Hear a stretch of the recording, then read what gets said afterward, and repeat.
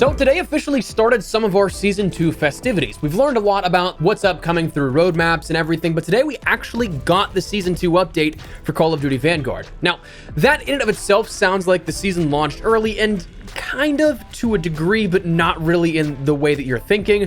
This update today, though, was what sets the framework for what's upcoming in Season 2, this making it so that some integral changes are in place ahead of the content release, and that content come Monday's launch. So come Monday, that's when things will actually launch in a public format, but this today was essentially a preload by a few days so that you can jump right into it.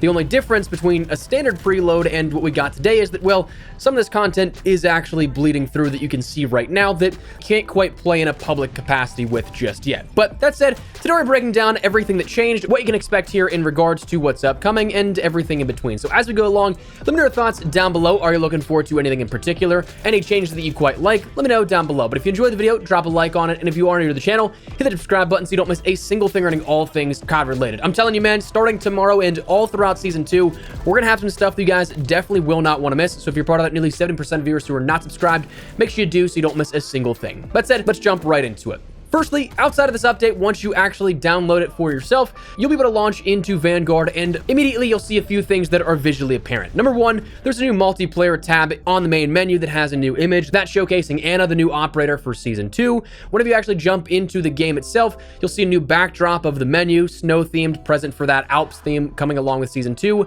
and also new menu music, which is pretty cool. That said, on the visual side, again, there is some content here that is visible but not playable. Anna and Thomas are both visible but locked. The ball turret gunner is visible but locked. And there's a slight correction on what we talked about that recently with you can get both dogs and the ball turret gunner. It's a 10 streak and a 12 streak, so you can't get both the local informants and the ball turret gunner. The original blog post that detailed all that got that incorrect. So correction on that, apologies for that beforehand. But what's interesting is that there's also a little bit more here that is visible and to some degree is playable. If you're quick, you can actually check out this stuff in private matches. The maps of Gondola and Casablanca are already live. The new weapons are already live with the KGM-40 and the Whitley, and the ball turret gunner is out there available to try in private matches as well. Now, as for the maps, Casablanca looks to be a smaller 3-lane map, not like small as in shipment small, but it is something that I think still should be action-packed the entire way through. 3 lanes here that really funnel you to main choke points, but then Gondola on the other side is a little bit bigger of a map, but 3 lanes again, and based off of the looks of lines of sight and some spawn points you can end up seeing, it is something that I think this is going to be pretty predictable based off of everything there. Weaponry-wise, the KGM-40 feels pretty much like an NZ in the first couple of playthroughs that I had here with this. Nice control, decent damage. It's a weapon that definitely I can see myself running around with in Vanguard. We'll see how it translates into Warzone. But the Whitley, man, this one kind of took me by surprise because it's, of course, a powerhouse. We knew that going into it, that the Whitley would be a new, most powerful LMG as described by the blog post. But what's crazier still is that if you put on the BMG rounds, the damage increasing ones, that not only gives you the potential for a 2-shot, there's not a barrel that extends that damage out infinitely, so that's the trade-off, I guess, by comparison to the Bren, but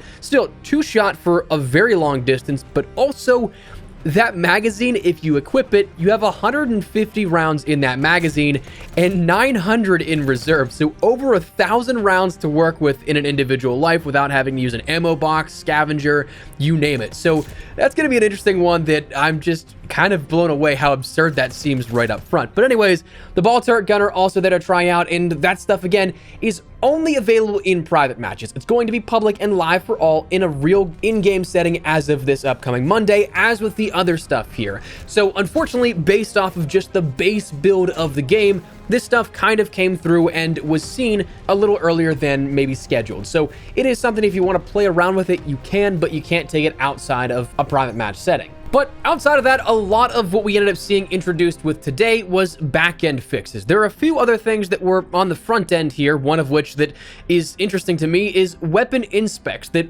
aren't fully out in the wild just yet, but we kind of had an air quote preview of them They're seen on rifles and pistols, and you can activate it by holding left on the D-pad, but they said that this was a feature that wasn't quite ready. So I'm wondering if this is pushed live to all weapons after Season 2 launches and not actually on the launch day this upcoming Monday.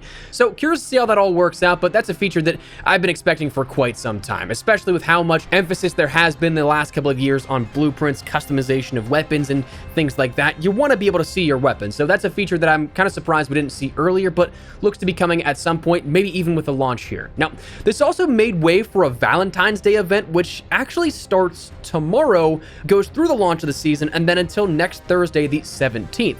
But outside of that, there really isn't any information as to what that will entail, what we can see coming along with that, and anything of that nature, but just know that that actually is something we have as of tomorrow.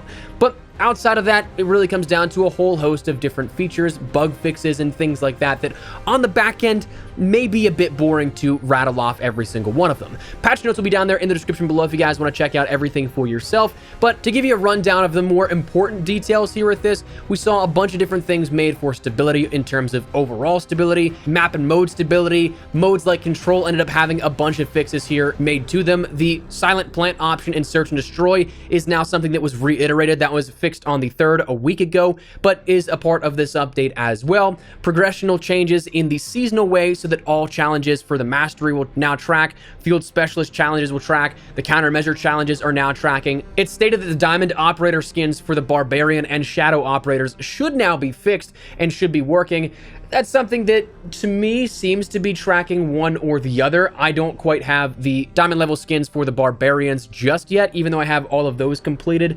So, seems that might be something that needs to be reevaluated a little bit. You should now be, upon completion, able to apply gold, diamond, and atomic properly to the well gun. The launchers now had an adjustment where ground-based kill streaks actually now count towards the Deadeye camo. So, giving you a little bit more to work with in terms of completing that challenge, definitely I think is nice. Having gone through that myself to complete atomic, I wouldn't wish some of those challenges on my worst enemies because they're so tedious and painful. We saw some visual effects and quality of life changes to the incendiary grenades, the glide bomb, the mortar barrage, the flame knot. Dauntless now protects you against the suppression weapon perk and is something that is a huge help in the gameplay, I think. They fixed the various number of weapons in terms of bundles so that a lot of what was seen out of that is that tracers will now display correctly, and fixing out a few other items that go along with that, and a bunch of other smaller miscellaneous bugs. Now, outside of that, that really doesn't seem like a whole ton to add in regards to, well, new weapons, new contents, and everything like that. So filling out that larger update really all comes down to then the rest of zombies content.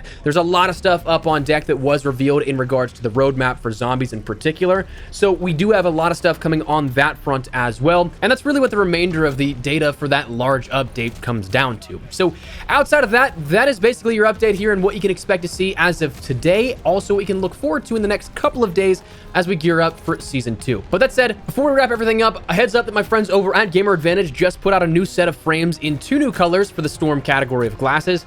All that we normally talk about here before on the channel with their glasses, best in industry blue light protection, all while being offered up in a new bubblegum or grape color palette. They're easy to look at while also mixing in that great lightweight and durable builds of the frames themselves.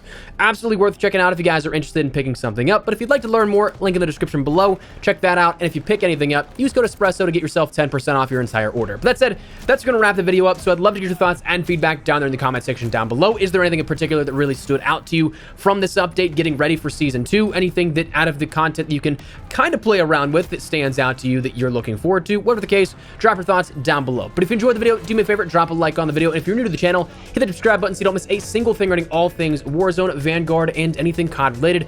I'm telling you, man, starting as of tomorrow, you won't want to miss what we got coming up on deck. So stick around on the channel. But said, thanks so much for watching. My name is Espresso. I'll see you guys later. Take care and peace.